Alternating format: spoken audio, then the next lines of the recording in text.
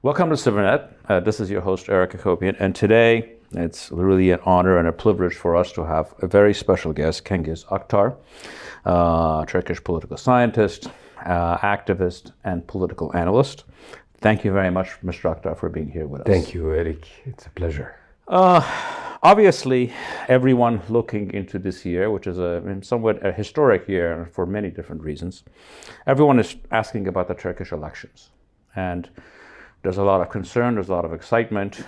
It is perceived to be that there are three options. There's essentially three scenarios for this election. The first one is that Erdogan wins some kind of an honest election, which is not likely. The second option is that the opposition wins and somehow after a little bit of Trump-type, negativity, he leaves. And the third one, which seems to be, from my conversations, the consensus is that he either cheats to win or he is willing to use violence to stay in power regardless of the outcome, sort of destroying the last vestiges of democracy in the Turkish political system and moving it into a far more Middle Eastern type authoritarian system. Based on your experience, which one of these options, or am I just missing something about other options and other possibilities? No, not really. These are the three options, really. I think the first one is out. There is no free and fair election in Turkey since 2015. They have been all in one way or another, cheated, and the international observers. You cannot cover a country like Turkey, and they don't have the means to do it, and they have all sorts of techniques now with to how to do it, and I will come to it. And the second option is a possibility, and there's a fair chance that he loses, especially after the earthquake. And there is a huge reaction and huge discontent in the country everywhere, and it appears in the polls. It will be very difficult to win outright, and for him. But in that case, would he leave? Would he go? And this is your question. I'm not sure, and this man won't hand over power with chai and cookies, and he will do everything to remain in power because he has much to lose. This is probably the conditio sine qua non. And he and his entourage, his family, everybody. He has established a system of nepotism. It's like an hydra. The country is completely under control. And mind you, this man is in power not since 2002, actually since 1994 when he became the mayor of Istanbul. Becoming the mayor of Istanbul, it's a 15-20 million town. It's a huge, it's a very wealthy town. Yeah. Exactly. You see what I mean. So it's actually, he's in power since 30 years. And will he accept the outcome of the ballot boxes and go? I have, because if he goes, of course, he goes to the jail. There's a fair chance. Or exile. This is not his type. So there are several scenarios. Nowadays that we are talking, the opposition or the coalition of the opposition, it's a kind of weird coalition, actually. It goes from extreme right to extreme left. Which means that they cannot seriously rule the country. Which means they can win, but they can't govern. Exactly. This is they may win, but there's no way they can agree on any policies. So this is a coalition. I call it the coalition to ensure Erdogan will go. Yeah. Full stop. And the second maybe policy was avoid the Kurds and avoid any photo op with the Kurds. And there's no third policy, and the third policy is to be debated, mainly economics, etc. But we are far from it. So the third option is very much on the table, I think, and there is a fair chance that he will cheat, but like never before. So Turkey's Belarus or Lukashenko time is approaching. This is my feeling, this is my understanding. I'm listening to the analysts, to all those who know how you cheat an election and how, and I think he will go for it. And this is where we are. My question, well, I mean, if that is, obviously that's the worst outcome, because obviously the people in general are desiring change. So yeah. I think that's clear, no matter what we think of the other options. What do you think the international, what is the role of a let's say a post-coup, we call it a coup, an electoral coup. What is the perception and the role of a post-coup Turkey in the world, in its relations with the United States, in its relations with EU? I think being cynical, they might make a little bit of noise and then they'll just go, nothing's really changed because we don't really care if this country is democratic or not. What do you think the reaction would be, and how does that affect geopolitics in this region? I think, we can summarize this with the expression, better the devil you know. There are many in the world, especially in the Western world, in Turkey's supposed structural old allies, mainly NATO countries. I think they are ready to continue with Erdogan. We haven't heard anything in the opposite direction so far. So it's Bob Menendez was talking or questioning Blinken yesterday, and he made an appalling picture of Turkey without naming the country, and asked Blinken how you would characterize this country. So you imagine all the list, and it was quite an exhaustive list. And Blinken's answer was as appalling as the description of Menendez. He said it's a complicated ally. He said complicated ally.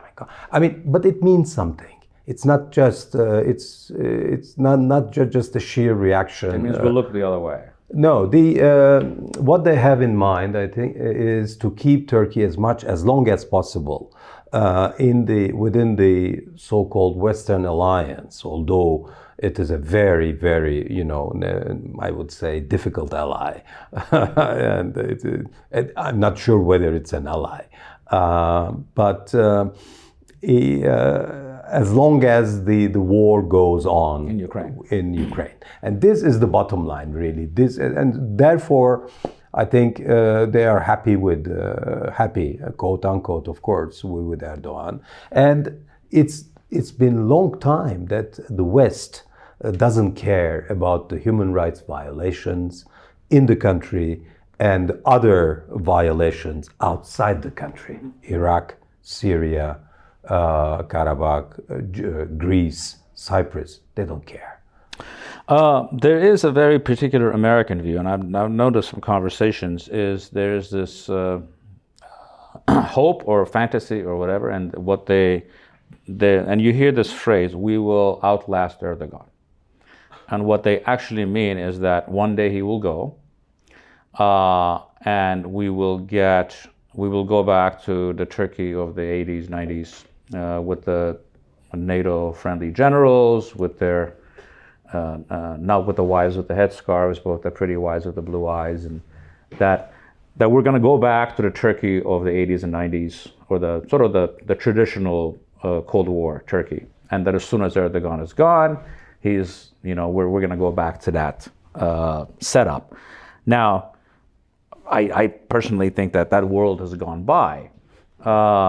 how realistic is this view, and what has happened to that Turkey that they're hoping would come back? Does it exist? And in what ways? At some point, Erdogan is going to go. He dies, whatever. Even if he doesn't lose this election, 20 years from now, he's not in power. What has been the impact of Erdoganism in destroying the Turkey that was built by Ataturk and his foreigners? This is the question, really. This man has literally transformed the country. I mean, Turkey will never go back. And one of the reasons why he desperately wants to be re-elected during 2023, which is the centenary of the Republic, is to send a message of revenge for 200 years of westernization of those lands. It's not just Turkey, it's the Ottoman Empire. And he wants definitely to replace Mustafa Kemal Atatürk, who is the founder and the epigone of this westernization in 1923. So this man has, or end up by having a project of full transformation of the country, and this is what the Westerners have extreme difficulties to understand. I mean, this country is de-Westernizing.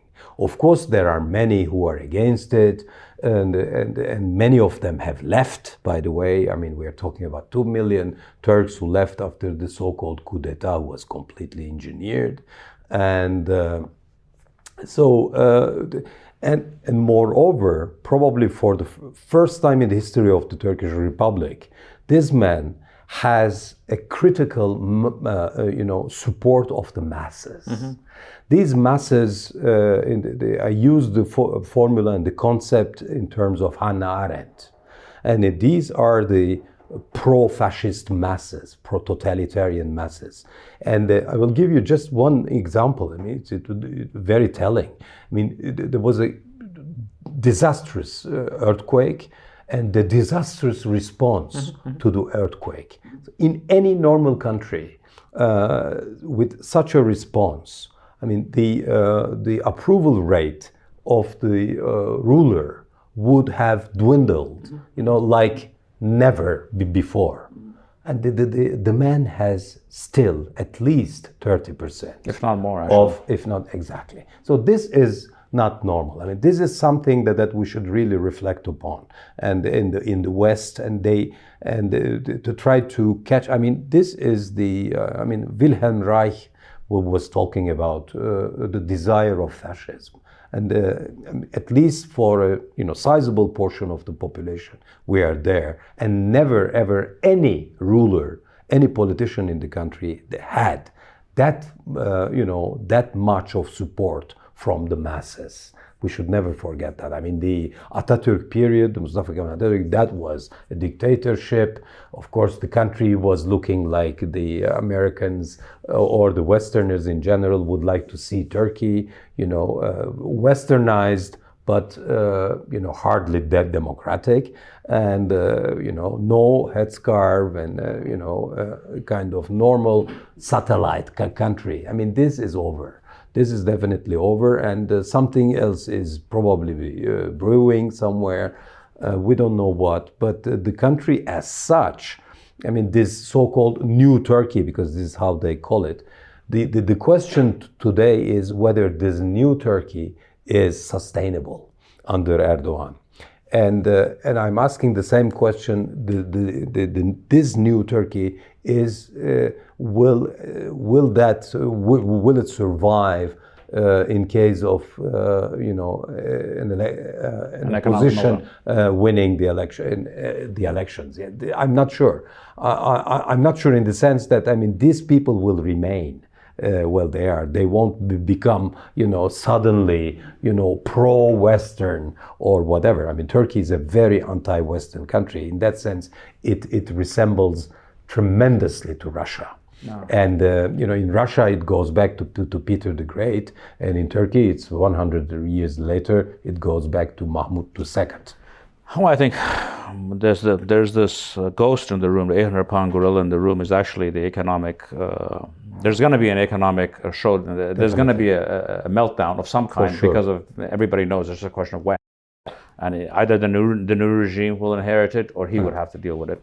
I want to ask you to something very specifically Armenia related and Armenians related.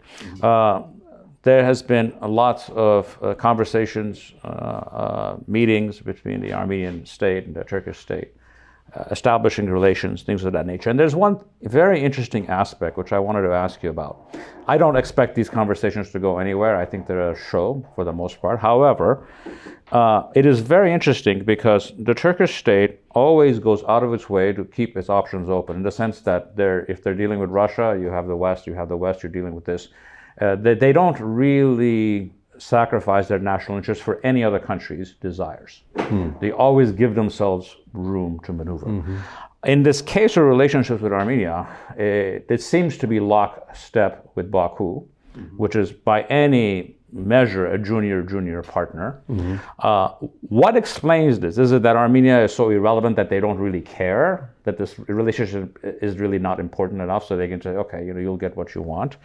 Or is there something in this elite relationship, whether it's corruption, whether it's business, that goes far deeper than the traditional countries that, nations structurally have their own interests that don't always coincide with any other country? There's no such thing as two countries that interests are 100% aligned in everything. There's no such thing. What do you think explains this? I think, over years, since 2010, when Ankara and Baku signed this, military and security cooperation agreement, things started to evolve from an so-called ethnic relationship, two countries, one nation nonsense. Turks don't know where is exactly Azerbaijan, when you ask, they don't know either where is exactly Cyprus, but that's another matter. So, geographically speaking. So I think this ethnic relationship has slowly but surely turned into a strategic relationship. Not only in terms of military cooperation, etc. It's more than that. For instance, today, especially in the United States, who runs the show when it comes to the genocide denialism? It's Azerbaijan, and Turkey just follows suit. And Azeris invest heavily in Turkey. And Turkey needs cash and needs investments. The official figure is $20 billion, but it's probably much more than this. And not to mention the fossil fuels. So I think so this is a different relation than Turkey might have with Armenia. And it will never, it will be very difficult to compare. Turkey would love to, at least what they pretend, as you say, it's a show, but they pretend to have, something, normalization. But what means normalization? Frankly, no one knows in Turkey. And it's normalization probably for Turks is a relationship bit like with Georgia. We will go there. We will sell stuff, and we may buy some stuff, and people will travel, back and forth. Full stop.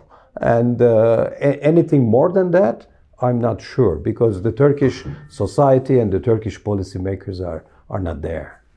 I'm going to close with sort of a universal question, and we're obviously next month we're going to reach to April 24th and the anniversary of the genocide again. And I wanted to ask you a very universal question. There's this very famous image of Willy Brandt in Warsaw, on his knees in front of the Warsaw Ghetto Memorial. That's very well known. But however, there's another image that is not well known, and that is of Vladimir Putin in 2010 at the Katyn forest, where the predecessors of an organization that he loves, the KGB and the NKVD, executed tens of thousands of Polish officers and buried them, and this was during the Molotov-Ribbentrop period. And Vladimir Putin, hardly a humanitarian or a man of visionary, peace seeker of any kind, in 2010 went to that forest to lay a memorial and in so many words apologize to the Polish nation. But as we know, it is almost inconceivable for the most liberal of Turkish elected officials or politicians, I'm not talking about marginal political figures, to come to Tsarnagat, much less to apologize or to get on their knees or to do anything of that dramatic or even up to the level of what Putin did. So my question is, what is it, what is the difference here in which you can't rise to the level of the humanity of Vladimir Putin? What kind of a political culture gives you that kind of a result? I call this in my book, which will probably be translated into Armenian. In English, its title is The Turkish Malaise, and I call the 30 years long ethno-religious cleansing starting 1894 with Hamidian massacres until 1924. There were more afterwards, but I mean the main period is this 30 years. The founding evil. So this is very much at the foundations of the Turkish state. So no politician can dare to challenge this, and not to mention the society. So in that sense, of course, it is impossible. But on the other hand, there is what I call, a retributive justice. The reason why today Turkey is going through what it's going through, and this sick society which really doesn't manage to even properly celebrate its centenary, the centenary of the Republic, it's because of this founding evil, because of this founding sickness, ill, and this concerns the entire polity. And frankly, I always give to my interlocutors in Turkey mainly.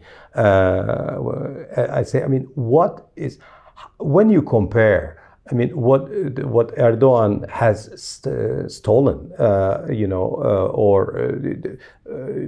okay, he has probably stolen billions, but what are those billions compared to 1.5 million Armenians killed in 16 months until the end of 1916?